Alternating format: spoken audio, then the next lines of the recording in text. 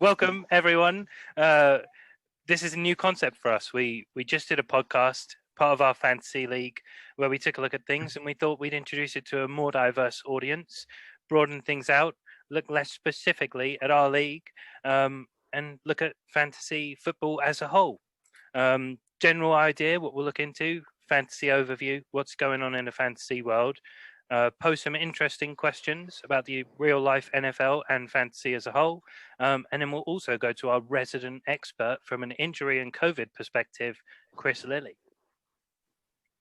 First thing of the week, first topic for us, first session that we'll ever do on this pilot episode, as it were, fantasy booms and busts from week 9 of this season, 2020. Plenty of booms, equally probably far more busts. It's tough to single them out. Always big performers. Dalvin Cook, over 40 points. Obviously, can't go a week without mentioning him. Josh Allen and Kyler Murray equally had amazing quarterback performances. Christian McCaffrey, coming back from an injury, put up over 30 points. Jeffrey Wilson and Richie James, 2 San Francisco players. Didn't think we'd see that this year. Both over 30 points. Jeffrey Wilson as a running back and Richie James as a wide receiver. We also saw some more strong performances, particularly the Eagles putting up 25 points, and Travis Kelce continued to establish himself as the true number 1 tight end with over 20 points, which was a buffer of at least 7 points over his next peer. Henry, any other booms for you this week? Yeah, a couple I was really interested in, and one that perhaps we wouldn't have expected was DJ Chark from the Jags. New quarterback in Jake Luton, who gave a really good showing and very sensibly spent a lot of his time targeting DJ Chark. Really talented receiver, goes a little bit under the radar in Jacksonville with the small market, and obviously historically like to run the ball quite a bit, but over 140 yards and a receiving touchdown, looked really good with the backup quarterback. So that was one that really impressed me. And then as a Packers fan, I have to mention Devontae Adams just continuing his excellence whenever he's on the field with a huge 173 yards and a touchdown. So great to watch for me, and well deserved. Yeah, definitely. Connor, did you have anyone else who was a particular boom this week? I've actually got a boom and a bust within the same team, and I think it happened a couple of times this week. So I think one obvious boom was, I suppose, maybe not on the higher end of a boom that we would normally be looking at, like you're saying, on like the Dalvin Cooks and anyone else.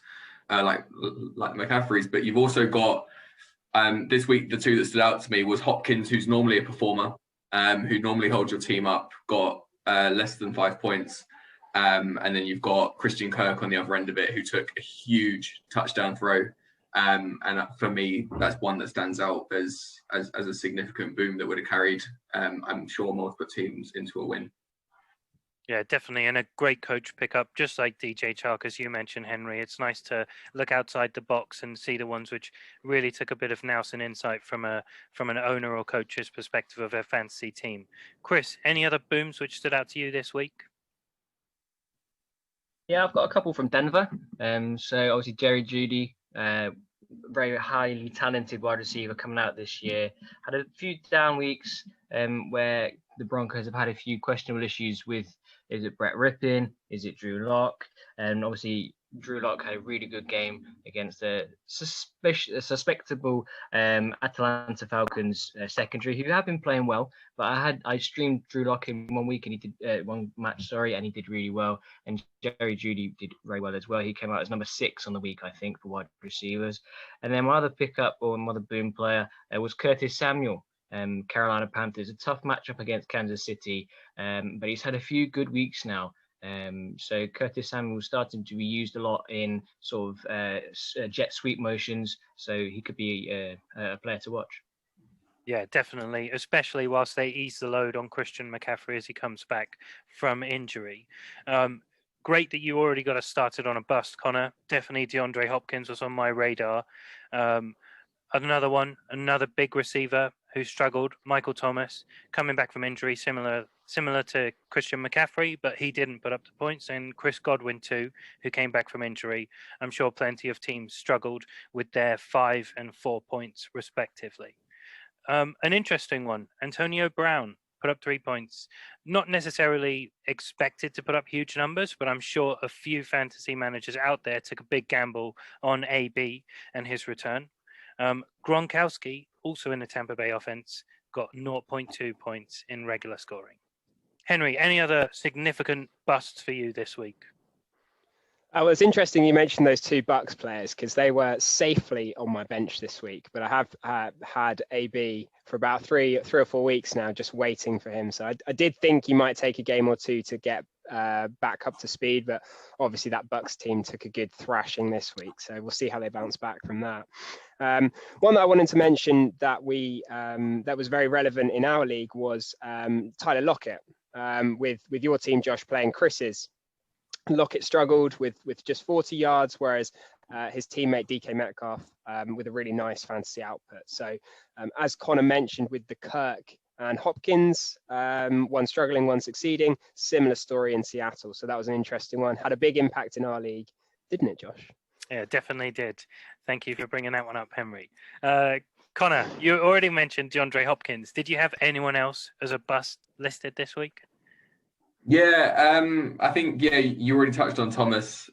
He was the significant one that no one, if he's on your roster, you can't leave him out. Creates issues for you and a regrettable decision either way. If it goes wrong or right. So he's definitely on the list. But the other one for me, and I suppose it might be due to that whole Bucks performance, but the 2 running backs, both Fournette and Jones, not performing, and I think they're definite busts, especially if you're a player like me who has both of them in your team. Yeah, good point. A lot of people like to keep those 2 options together. Chris, anyone else who picked up from a bust perspective? Yeah, I've selected a couple of running backs. Obviously, James Conner from my team, the Steelers, a very, very disappointing week overall for all of the Steelers skill players. James Conner only putting up 2 fantasy points against the Dallas Cowboys, who have just been beaten up on the ground. And then second player I've chosen was Derrick Henry. He scored his lowest total this week of 6.8, obviously against a tough defense in Chicago, but 6.8. A letdown for someone you drafted in the first round, despite the tough matchup. Yeah, great point. Derrick Henry, obviously a huge fantasy decider there. Just to round out the list of busts, I also included David Montgomery, who put up about 2 points. Henry Ruggs put up about 1 point. Melvin Gordon, David Johnson, Devin Singletary, and probably the permanent member and resident of our boom and bust section, Marquise Brown, who will appear as either a boom or a bust week in, week out. This week, he was definitely a bust. Great. So that's a nice. Sorry, go on, Connor. Has he ever been a boom? I'm sure he could be. Yeah. Yeah, you have to stat check that one on us, Connor. Whilst we go over to Henry's first section, where he looks at top 5 teams in the NFL at the moment. Yeah, that's right. So this week, I wanted to take a look at where we'd rank the top teams in the NFL. So last week, we actually had a look at the wildcard race, who we think would make it, who's in the playoffs currently. This time, I wanted to look at the other end of the playoffs. So teams who you think have the chance to win multiple playoff games. That's what you're looking at with your top 5. So ranking the top 5 combined from AFC and NFC. I thought that we would start at the top and work our way down, because I feel like probably towards the bottom of the list is where it gets a little bit more contentious, perhaps. So who does everyone have as their top ranked team in the NFL through 9 weeks? Josh, should we start with you? Yeah, I'm pretty sure you will hit the same team from all 4 of us. Kansas City, the only other team with 8 wins currently. It always helps when you've got an offense which is stacked with Patrick Mahomes, Travis Kelce, and Tyreek Hill. One thing we noted from this week, Tyreek Hill already had 13 receptions in the first half of Sunday's game. So that was big news. Finally, Andy Reid, it always helps to have a coach like that who's an offensive-minded coach. Finally, they got a top half defense. Yeah, really solid points. What about you, Connor? In agreement, or you got a surprise for us at the top? No, I do completely agree. And yeah, just looking at the stats, you can see from them. I think they are the highest scorer in the league, or in the NFL. And then yeah, their points against is again arguably up there in as the top one. So for me, it's got to be the Chiefs as well. You can't argue with those numbers. Yep. Come on, Chris. As a Steelers fan, any debate on that, or are you giving in? No. Chiefs hands down currently the best team. Looking at their individual skill players, Mahomes number 1 QB, Kelsey number 1 tight end, and Hill is arguably one of the top 5 wide receivers. Just a running back, they've not found a consistency there, but Chiefs number 1 hands down. Yeah, I mean, I'm in complete agreement. I think Ollie made some good points there, but I think, they've got, in my opinion, comfortably the best player in the NFL at the most important position. They've got a top 3 at worst, probably head coach. The surrounding pieces are fantastic and elite. For me, it's the Chiefs number 1, and then there's a gap to everyone else. So in my opinion, there's a bit of a gap. There's a bigger gap between the Chiefs in second than any other of my teams in the top 5. So, okay, this is where it gets really interesting, I think. Connor, what did you have as your second ranked team in the NFL currently? Second, see, I've been a big fan of the Bills this season. So yeah, as much as I'd like to say Steelers with their record being the way it is, I think for me, the Bills stand out as another exciting team with some really exciting players, some huge fantasy numbers coming out of the QB, and obviously Stephon Diggs there has also been really exciting to watch as a part of that. So I would choose the Bills over the Steelers, which I have a feeling there'll be some controversy on amongst us here and our resident Steelers fan. On then, let's go to him. What do you think, Chris? What have you got to say about that? To be honest, I have the Titans second. I really like Tannehill. I really like AJ Brown. I know I just mentioned Derrick Henry as a disappointing performance this week, but and we know we're all big fans of Mike Vrabel. So I've got the Titans as second. They've got some tough matchups, so maybe I've not chosen the right team, but Titans. It's very close, as you said. The Chiefs is a big gap to everyone else, and then it's nearly much of a muchness between the top end of the next few teams for me. Yeah, really interesting, and I think that's really, really possible that we get that in the AFC playoffs. Is perhaps the Chiefs as the top seed, Bills as second, and then at some point along the way they play the Titans, and that would be a playoff game I'd really, really like to see. Josh, did you have one of those two as your second, or someone else? No, I actually tussled for a long time out the Titans in my top 5. They didn't even make it into my top 5. Definitely a team with a really good shout. Have a lot of good things to say about them, but I just couldn't quite crack that top 5 with them. I have actually gone with form, with wins. The Pittsburgh Steelers are my number 2 team. It's tough. Ben Roethlisberger could be out. Who knows that injury extent or what knock-on effect that will have later on down the line. So there's a lot of question marks there. No doubt in my mind they'll bounce back. If you could choose a week to have a bad week and still win, the Dallas Cowboys were one of the easiest targets to do that against. I really see that as a wake-up call for a team that needed it to push on and establish themselves as one of the top 2 teams in the NFL. Interesting. Okay, so only AFC teams named so far. Really interesting. So personally, I was with Connor on this one. I've got the Bills as my second ranked team. I just think their offense is so explosive. The play calling's really smart. They throw on early downs a high percentage of the time. So it gives Josh Allen a wide sample size to throw and wide number of targets to give to his receivers. Stephon Diggs is absolutely elite, currently the most receiving yards in the league, on pace for a ridiculous amount. And yeah, I'm a big fan of the Bills and Sean McDermott. So they were my second team. Interestingly enough for me, the Steelers don't make my top 6. I think they are quite a fraudulent team. I think when you look at the wins, some of the narrow wins that they've had, they're quite fortunate. I also think they've had a really easy schedule. So interesting to see how that plays out down the stretch. What did you have, Josh, for your number 3 team in the league? Yeah, good question. And finally, the first NFC team makes a note here for me. I think there's a strong section of NFC teams led, obviously, by the Green Bay Packers. Aaron Rodgers, he's been there, he's done that. He's been liberated currently under Matt LaFleur, it feels like. The team's clicking into gear. I really don't have too much more to say. You've got Aaron Rodgers, Devontae Adams, and Aaron Jones. That's really what you need. A trio, just like we talked about in Kansas. That's what I would say is the same about the Green Bay Packers.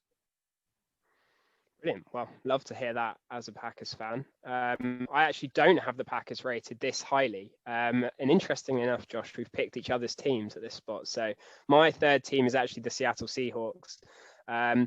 Currently, the Packers play in big games just worries me a little bit too much. The implosion against the Bucks with only 10 points scored, that's just concerning me a little bit. And I think the Seahawks have more options with Lockett and DK. I think that makes them a little bit more frightening. So I've gone for them as my 3rd team. Did you have one of those two for your 3rd one, Chris? We'll probably touch on both of those in the rest of my picks. I had Steelers here. I think, as you've touched on, they're currently still the only undefeated team, but it has been a slightly easy fixture list, you could say. But they've all been really close. It's been not an exciting watch to watch any of the Steelers games through to the end. We got out to a big lead against the Titans. Then I think we won that in overtime in the end. And Dallas, that was I didn't want to watch that in the end. I did, but that was scary. But they've all been really close. I think most of them been within one score. But I think Josh has got a good point in there. It might be a wake up call. We've got some tricky divisional games coming up, you could say. So hopefully we can just kick on. I don't think we'll maintain undefeated, but we'll see how we go. Yeah, it's an interesting one, isn't it? And I think people speak every year about being undercooked as you go into the playoffs, like if you haven't been tested. And really the only top 5 team out of the top 5 of my picks is the Bills, and the Steelers play those in 3 weeks. But apart from that, it's been quite an easy schedule, as you mentioned. Who do you have at your number 3, Connor? Yeah, I've tossed around with this one. I suppose with 3 teams, and those are probably going to be my 3 remaining teams. But for me, so one of the points that Chris has just made about the Steelers and why I would put them in at 3 here is because although they might not have had the big wins, the big convincing wins, they have still stuck out and won those games, and they've done it in, I suppose, the old-fashioned gritty style of let's get it done, let's get it over the line. A win is a win. Thing that I do agree with what Chris was saying is that there is the potential, and what we all acknowledge is that they are winning off form, and they are winning with that grit mentality. So if they lose, does that then defeat that object of right now we're invincible, or we're not invincible anymore? Can we go on and win it? But I think for now, with the position that they're in, their points against them again is significantly low. So I think for now I would put the Steelers that high. Mm-hmm. Okay, interesting points. Well, we'll see if I'm right or if you guys are right. Okay, team number 4 for me is a bit of an interesting one because they did absolutely just get blasted this week, and I've actually put the Bucks at number 4, despite the Saints annihilating them this week. I think injuries played a huge part. I think AB just now being introduced into the lineup, Gronk being a bit banged up, but hopefully getting some rest. I just think that the Bucks are such a complete team on offense with O-line, weapons, really good cornerback play, fast athletic linebackers. And for me, they're sort of a well-coached team, and I think we'll see the best out of them in the second half of the season and in the playoffs. Josh, did you have the Bucks in your top 5 or not at all? Really interesting point about the Bucks. I did not see them as a shootout team at all. I think it was Nick Saban recently who was quoted as saying, defenses no longer win you championships. It's now all on the offense. Tom Brady, great quarterback. Not my personal favorite as an individual, but I don't rate that Bucks team as one of the top teams that can compete at that level if they came up against one of the big names we've already mentioned. For me, my 4th spot were the Buffalo Bills. I don't actually rate them anywhere nearly as highly as it sounds like you guys do. You mentioned, obviously, my team's the Seahawks, so I watched all of that game. And one thing which was apparent to me is Josh Allen really has to get on a roll in order to get going. We've seen it in the few games which he's not been red hot. What's actually happened to that Buffalo team? There's some big question marks from my perspective for a player who's going to lead their team to that point in a postseason, and whether they'll actually be legit when they get there, or if they need another season. But definitely big things to say about Sean McDermott and Stephon Diggs. Obviously, they're a great team if they're 4th in the league from my perspective, but not quite in the same echelon as the top 3. Okay, interesting. So for you, there's a bit of a break between your top 3 and the Bills? Yeah, definitely. I would say the top 3, in my opinion, they're all solidified. They will be the top 3. Whereas 4, 5, 6, 7, 8 on my list, probably any number of things could change that order. Okay, really interesting. Well, I mean, from what we've discussed already, sounds like the Steelers and Bills match in a couple of weeks is going to be a really good one. Yeah, Chris, what did you have for your 4th spot? I had your team, Henry. I had Green Bay. Someone's already mentioned it. We know Aaron Rodgers and what he can do. We know what Devonta Adams can do, and we've seen Aaron Jones had a monster year last year, and he's been cooking really, really well. I think you still lack a second wide receiver. The inconsistencies with Alan Lazard and MVS, but Green Bay, Aaron Rodgers been there, done that, so they're my 4th team. Yeah, it's a good point. That's partly why I don't have them higher, but I do have them at my 5 spot. But just watching Equanimous St. Brown and MVS drop pass after pass is becoming increasingly painful. So one day we'll draft another receiver, but not anytime soon from the look of it. Connor, do you want to talk us through your 4th and 5th spot? Anyone that we haven't mentioned so far? No, so to quickly breeze through the 4th, I do echo the points that people have made about the Packers already, and how exciting they have been in those strengths. So yeah, I think for me, the Packers have got to be up there. And I can't echo enough about all the comments on almost like a rejuvenated Aaron Rodgers this season and what he's been able to do in this first half, or just past that. I think my 5th. Should we not even go anywhere near the NFC East? Please do not mention NFC East on your the top bottom. 5 list. Please. For me, it would probably be the Seahawks. Mm-hmm. I have really enjoyed watching them this season.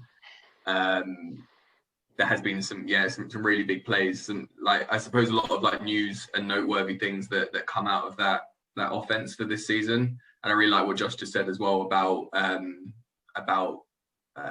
that quote that the offense now wins you games, because I suppose across a lot of sport it's always been that the defense has been such a key element. But we are seeing, especially in this weird high scoring, I suppose, empty crowd season, we are seeing that there is a big significance now on what offenses are doing and the focus on them. Yeah, definitely. Yeah, good points. And something I'm sure we'll touch on this podcast going forward is the switch from a more defense-minded league to more offensive. Josh, any new teams that we haven't mentioned in your 5 spot, or same kind of thoughts? Yeah, no, I gotta stick here with the Seahawks. I think if there was one of those teams which I talked about in the 2nd tier that could make the bridge, it is the Seahawks. There are a few things which need to be clicking. It feels like a bit of an imbalanced team at the moment. Yeah, Tyler Lockett's a great receiver, but he hasn't received the same attention recently. Yeah, he probably does a lot more for the offense than his stat line shows. Chris Carson's obviously been out, and whilst DJ Dallas and the other replacement running backs have done a formidable job, he's definitely been sorely missed in terms of the tone which they set.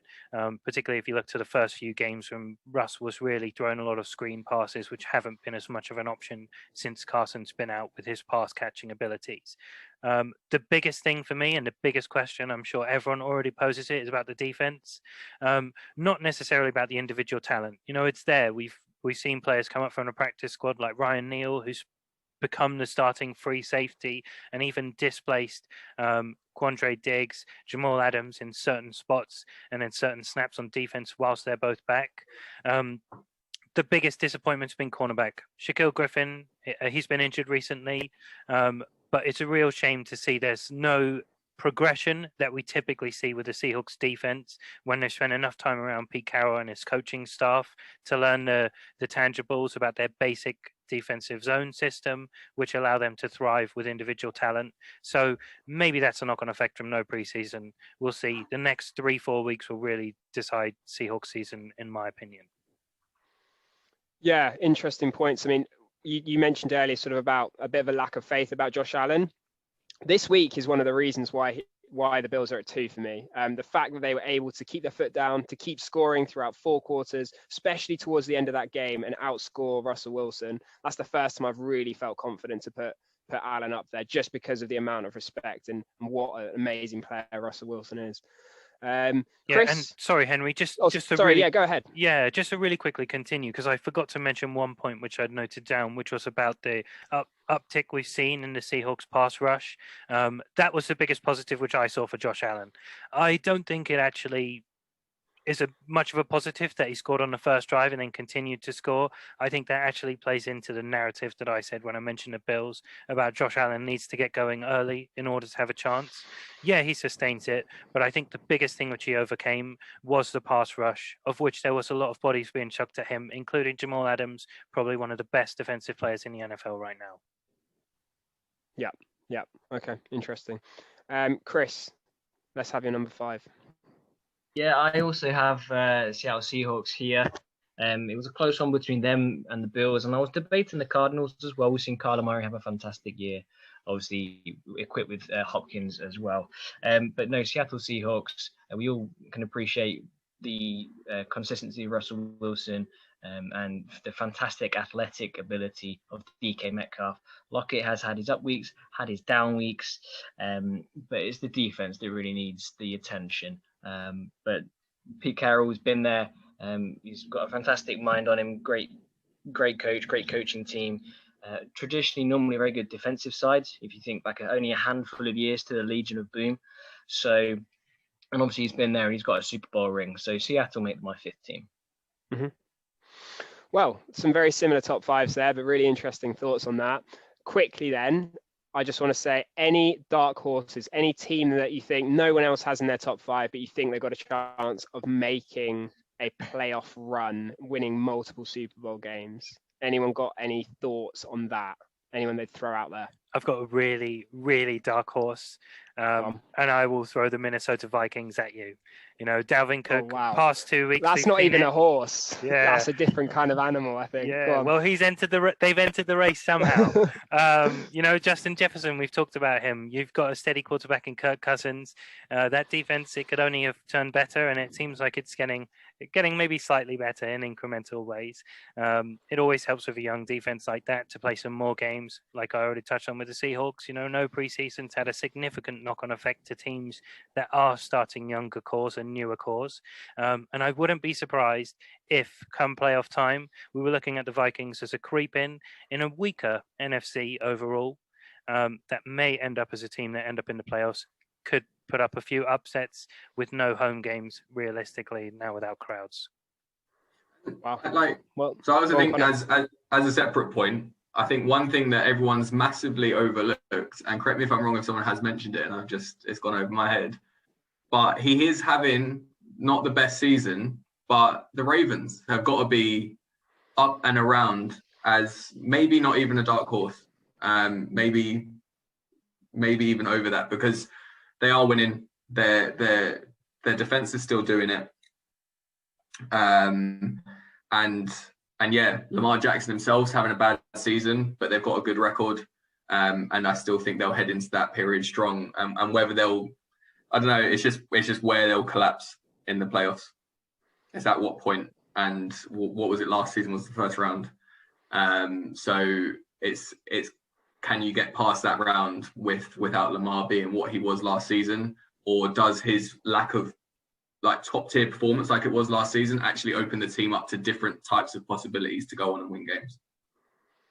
Yeah, interesting. Something we've talked about on the pod before is, we're in year 3 of Lamar now, both first and second season out in the first round of the playoffs. So let's see. Interesting. They wouldn't be near my top 5 at the moment, but it's definitely, MVP of the league last season, head coach has won a Super Bowl before, looking like a really good defense. So let's see. Interesting point, Connor. Any other teams you want to squeeze in there, Chris? I don't think so. I've mentioned very briefly on the Cardinals. I think Ravens, Connor made a very good point. They can't rule out them with the MVP from last year. Soft spot for the Dolphins, but I don't think this is their year. Yeah, that was my pick, Chris. That's my dark horse, Dolphins. I think with this big win over the Cards for Tua, I think they'll make the playoffs, and be really exciting to see him in the playoffs with those weapons as well. So looking forward to seeing that. Yeah. Okay, cool. So what we're going to do next is like a mini fantasy all-star draft. And the point of this is to end up with a quarterback, a head coach, and an offensive weapon from the elite tier of the league. So it's going to be 3 rounds. All 4 of us are going to pick once per round. You can pick any position you like in any of the rounds, just like in a normal NFL fantasy draft. But at the end of the 3 rounds, you need to end up with 1 quarterback, 1 head coach, and 1 offensive weapon. So that could be running back, tight end, or wide receiver. Okay, to decide who's going to go first and keep it nice and random, I'm going to ask Connor to pick a color. Pick one of red, blue, gold, or purple. Gold. Okay, you are pick 3. Josh, can you pick one of the others? Blue. You are pick 2. Chris, go for it. Red or purple? Red, please. You're 4, so I get pick 1. Get in there. Give me Patrick Mahomes all day, every day. Mahomes for me. Right, pick 2. Off you go. Oh my goodness, what was that? That was literally my pick. It's got to be DK Metcalf for me. Wow. Bold pick from Josh. Okay, love that. Who's pick 3? Connor. That's me, yeah.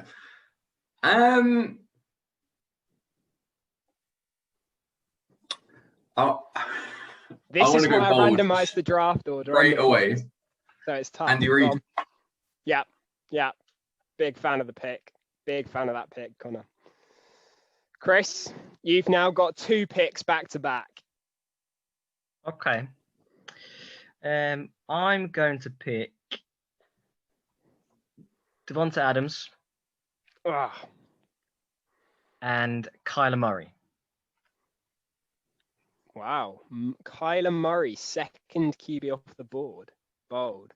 Okay, Connor, back to you. We need a player this time.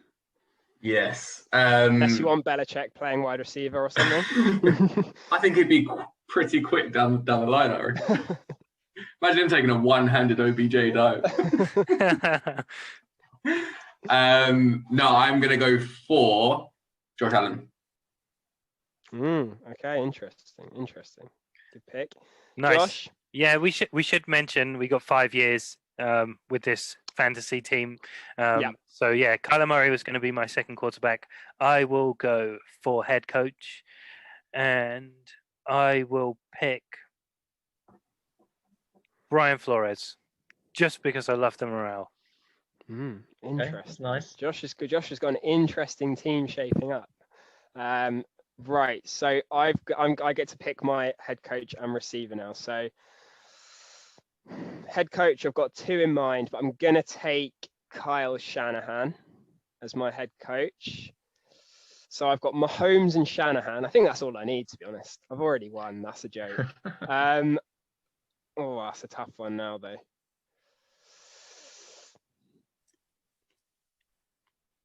I think I'm going to go for Julio. I'm going to keep faith and I'm going to pick Julio. So that rounds out my team. Tanking at the end. We're back to you, Josh. Yeah, for me, easy. Russell Wilson. Yeah. Connor, rounding out your team. Yes, I am going to go for. That's a tough one, isn't it? This is why I went for a head coach first. It's less to pick from.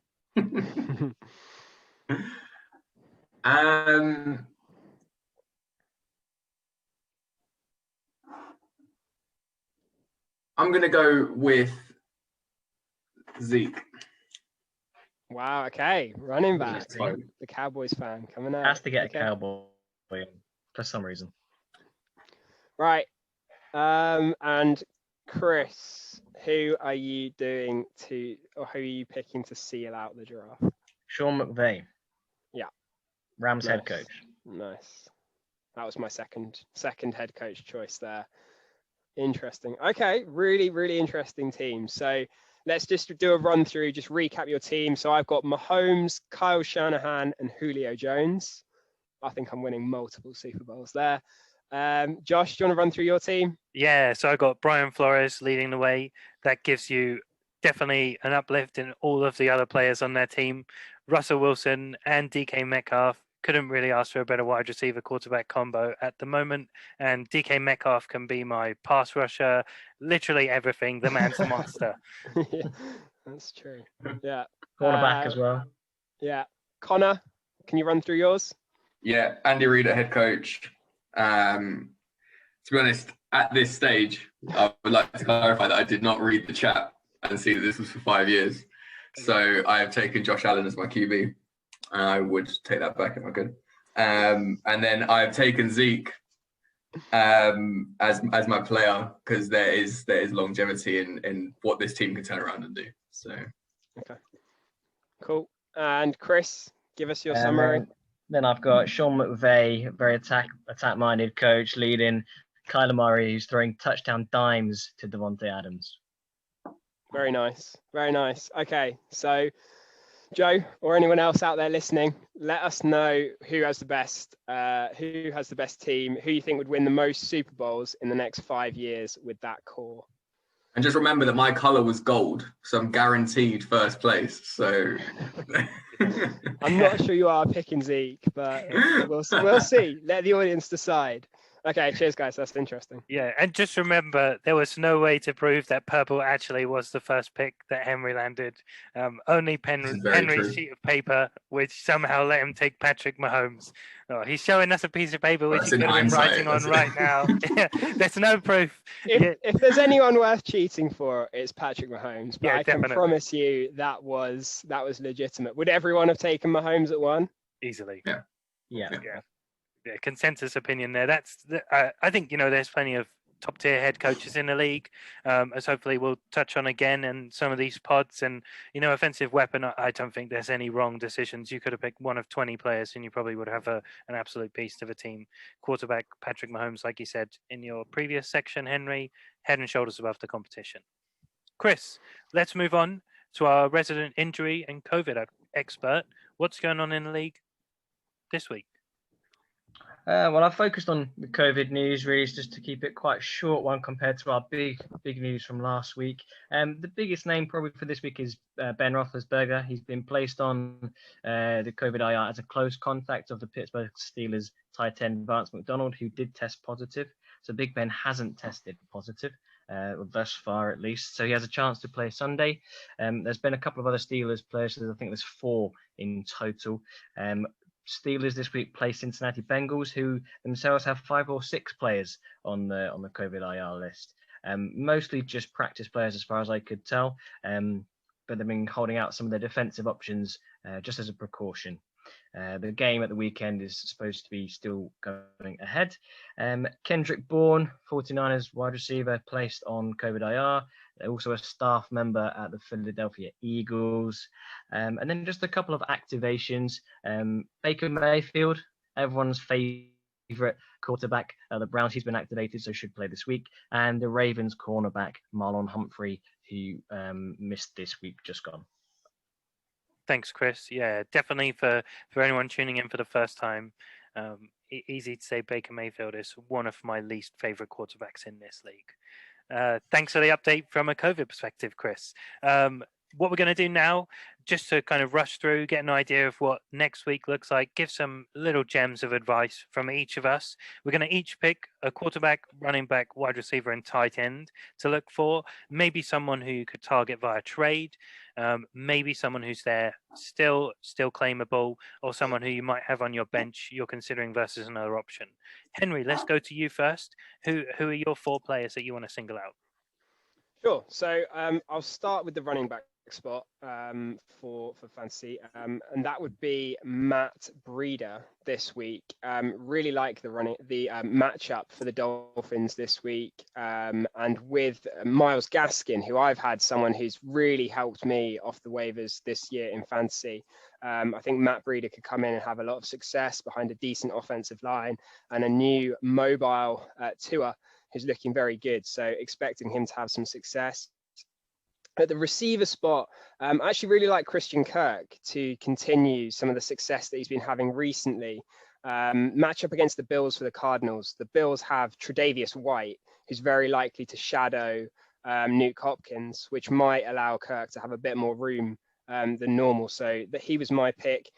Tight end spot, I've gone for Austin Hooper, Browns tight end. Basically, they don't have a lot of other options. They're going to have to throw the ball at some point, and Hooper's back from injury and one of the best pass catching options there. And rounding out my picks, I'm not feeling so good about this one in hindsight, but I've gone for Drew Lock, someone who's almost certainly available on waiver wires. But Drew Lock against the Raiders. Probably he's shown this season already he's great in garbage time while the Broncos are losing. He can get it done. So those were my 4. Great, thanks, Henry. Chris, who are your top 4? So the quarterback that I've gone for this week is Tua. He had a very good showing last week on his first proper game where he had a real run at the position. They're playing the Chargers. Miami playing the Chargers. My running back this week is Antonio Gibson playing Detroit. Disappointing week for Gibson last week, but Detroit are the bottom ranked, I believe, against the run. Wide receiver, I've gone Jerry Jeudy. A nice week for him, as we touched on. And he's got the Las Vegas Raiders, who are quite point friendly to wide receivers as well. And the tight end, I also had Austin Hooper, as long as he's fully fit from his appendicitis surgery. Thank you. Yeah, Connor, what about you? Who are your top 4? Any of the same names? Any new ones? Yeah, as in, so I think, yeah, to start with, as a QB to pick up, which I'm sure 2 of them may be on a lot of in for claims over the next few days, but I think you can't argue with some of the point scoring from QBs in the NFC East.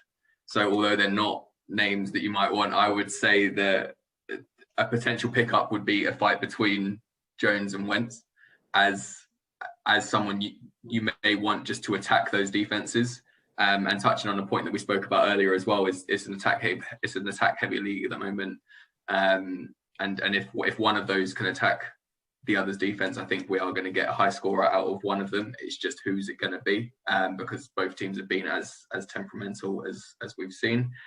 Wide receiver, wide receiver and running back, I'm struggling with massively.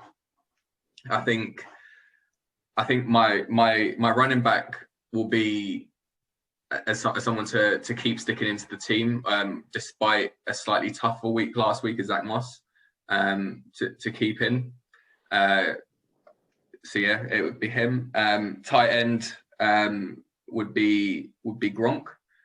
Coming off a bad week last week, his early start to the league turned a lot of people off him, and I know he wasn't claimed for a very long time to be put into people's teams. He's obviously started performing, and now he's taken a 1-week slump. So how can he bounce back? And will he? It was the same debate that we had the other week about Mahomes and Kelsey bouncing back, and they did exactly that with style for 2 weeks now. And then wide receiver, I'm going out there for a little bit of a more rogue one, but Antonio Brown. Great. Yeah, thanks, Connor. Nice to see Antonio Brown there. We already touched on him this week, a little bit of a disappointment. Hopefully he starts to produce again next week. It'll be definitely a good one to see from a fantasy perspective. Could see some playoff games, some championship contenders winning their fantasy matchups, progressing on with lower waiver claims if they got in early on the Antonio Brown train. Interesting that we touched on all these points, and there's a lot of people who I didn't necessarily consider that you've all mentioned. Mine, I was looking more along the lines of trade, people existing in rosters, maybe tough matchup calls. I went the same as you, Connor, from the perspective of a bounce back week like you did with Gronk. I went for that with David Montgomery. Also looking down the stretch, that guy just has green in terms of defenses that he meets from a running back standpoint. So one that serves you long term as well as this week. Quarterback, Jared Goff, playing against the Seahawks. We've seen it over and over again. You know, Jared Goff's probably burned people on their bye weeks for their own quarterbacks. But if you're sat with Patrick Mahomes, he could be a plug and play type player this week. Tight end, probably been claimed significantly across leagues, but Evan Ingram, you know, he's established himself. Connor was talking about Daniel Jones, what he's done to improve as the season's gone on. Evan Ingram was a big part of that this week just gone. So it'll be interesting to see how he continues to perform and if he can maintain that standard. Wide receiver, I was a little bit torn here. 2 players. Robert Woods playing against the Seahawks secondary. We already touched on Goff. That's never going to be a bad matchup at this point of the season. Second one, Brandon Cooks. You know, keep on riding those significant performances. He's bounced from high yardage to touchdown performances and so on. He's always one big play away from a significant fantasy production. So yeah, those would be our players to keep a lookout for. Final thing we'll do this week, just like in all the rest of our pods, we'll take a look. Chris does a predictor pick from the NFL, gives us all 4 games to choose from. We take it in turns to pick. Safe to say, after a torrid start to the prediction season, where I was posting back-to-back 1 out of 4s, 0 out of 4s, each week for the past 3 weeks, I've improved. 1 point, 2 points, 3 points, 4 points last week. Can we keep it going? Chris, what are the 4 games? Well, wait, the one thing you've left out is you're still bottom of our league. Thank you. It's closer now. It's closer now. Josh has been on his run that he's just said. So just to keep everyone up to date with scores, we've had 28 total picks thus far. Josh, correct, is bottom with 13. Connor, not too far away on 15. So don't get too smug down there. Henry on 17 and myself leading the way with 21. Okay, as we approach week 10, the first game I've gone for is the Thursday night game. It's Indianapolis Colts, who have a 5-3 record, at the Tennessee Titans 6-2. Connor, we'll come to you. Titans all day long for me. Yeah, I've also gone for the Titans in this one. Colts with a good defense in the air and a good defense on the ground. But I've already touched on Mike Vrabel, Tannehill, AJ Brown, Derrick Henry. They're stacked, the Titans. Henry, what do you think? Yeah, I'm going for the Titans as well. I do still feel like that Colts team's quite fraudulent, despite some good performances in good weather and domes. I do expect them to struggle as the weather gets a bit colder. I think this week is really interesting because there aren't that many games that I expect to be close. So I'm interested to see which other games you've picked. I think that normally you do a great job of picking the close games. So let's see, because it seems like a lot of one-sided ones this week for me. Josh? Yeah, I was largely undecided until Connor chimed in with his sound analysis of the game, swayed me. I will also be picking the Titans. So we'll either win together or lose together this week. And knowing your record, it could be a loss. The next game is the Washington football team, currently 2-6, at the Detroit Lions 3-5. Josh, back to you. Yeah, well, this week the Detroit Lions have had the benefit of Matt Stafford being able to practice for the whole week, game plan against a significantly weaker team. Like Henry said, there are a lot of one-sided matchups. I view this one pretty similarly. Easy win for the Lions, in my opinion. Washington are a good team. They've looked better than their record shows. They've got a future in the NFC East beyond this season, but definitely right here, right now, Detroit Lions without shadow of a doubt. Connor? I really want to stand up for the NFC East. I really do. Do it, Connor. But the records don't let you see it. But I will back them. Yeah, I want to see the NFC East start to fight back, and I think that this is the beginning. That 2-point gap just became 1 point, Connor. Well, I've actually gone for Washington as well. I really like Terry McLaurin, and I've just mentioned Antonio Gibson as my RB pick of the week there. I could be, if this is a Detroit game, it could be McKissick, who has the better matchup of the Washington running backs, as he's more the pass catcher. But I've gone Washington. Henry, come to you. Yeah, I'm going to take the Lions as well. I think this could be it for Patricia. I think if the Lions lose this week, he may well be gone, and I think they'll need to win this game. I think Josh makes a good point about Stafford having a week of practice after missing all of last week and coming out looking a bit slow. So I'm definitely on the Lions. But you mentioned McLaurin then. I mean, what an incredible player he is on a team that struggled so badly. And I also agree with Josh's point. I think the football team, they will have a good future. I think I like Rivera as a coach. I think they've got a lot of nice pieces. Obviously, most recently Chase Young, but they need to secure that quarterback. And the Lions need this win this week. So I'll take the Lions. Yeah, some very good points there. I think this was one of my favourite ones to look at as a potential upset. So it could be interesting to see what happens there. Last two games then. We've got exciting offenses on all four, I think, anyway. The Buffalo Bills, 7-2, against the Arizona Cardinals, 5-3. Josh, what do you reckon? Yeah, great pick, Chris. You know, this one's probably my favourite game to watch ahead of this week. Having just watched the Bills play, I will be really interested to see how they fare against the Cardinals, a significantly improved defense over the Seahawks. I fully expect the Arizona Cardinals to win that one. Despite how highly I've rated the Buffalo Bills in our top 5 segment, I do think the Cardinals are the better team. I think we'll see Cliff Kingsbury really show himself as a top head coach in this one. Kyler Murray kick on from a really great performance. It's the battle of the 2 top quarterbacks from last week, and I think Kyler Murray is the genuine one. Henry? I'm going to take the Bills. Yeah, I think this is an interesting game. I'm interested to see that Josh favors the Cardinals. I've just had a quick look, and the betting markets also favor the Cardinals, which I'm really surprised about, actually. But I think Josh's point on Kingsbury is he really hasn't shown himself quite yet. I think there is potential there. He certainly hasn't convinced me yet, and a lot of the time they're relying on Kyler scrambling off script sort of plays this season, and he's been phenomenal with his legs, but not so phenomenal throwing. So until I've seen a bit more from that offense consistently within the system and throwing the ball, I'm going to take the Bills on this occasion. Anna, your thoughts?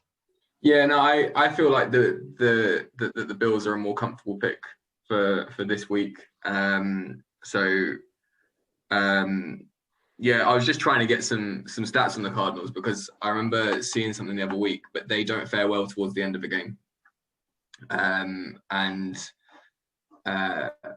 I think what feels better about the Bills in this game is their proven ability over the season to ground some games out and go on to win. So for those sorts of reasons, it will be the Bills. Okay, yeah, this was a really close call for me. I've gone with Josh here. We've gone for the Cardinals. Yeah, really, really close one. We all have the Bills rated quite highly. Kyler Murray, very exciting. Josh Allen seemingly on fire this season. I just think if you look at the the running back piece that both sides have, I would choose Cardinals. If you look at the wide receiver one, again, I would choose the Cardinals. So that's what's gone for me.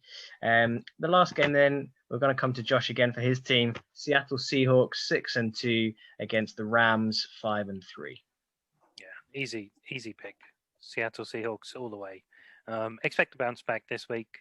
I'm sure we'll see the defense take another step. Jamal Adams been in training just one more week. We already saw the effect he had early in the season for those defensive players. I really don't see any doubts in my mind that the Seahawks will win. Connor? Yeah, I think the Seahawks will win as well. Okay, I've also got the Seahawks, I think, a bounce back. Henry, I'll just come to you. Yeah. I mean, that just reminded me a few weeks ago. Do you remember we had the Broncos-Patriots game?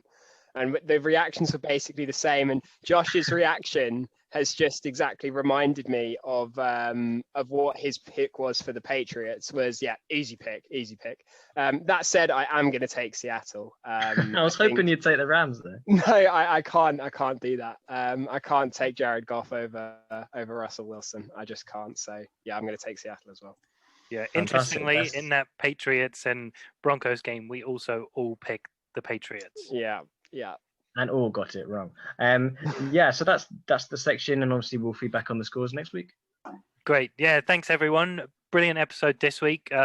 Do remember to let us know who you think won the fantasy draft. Henry's going to send out a link of all those teams. Look forward to seeing you next week.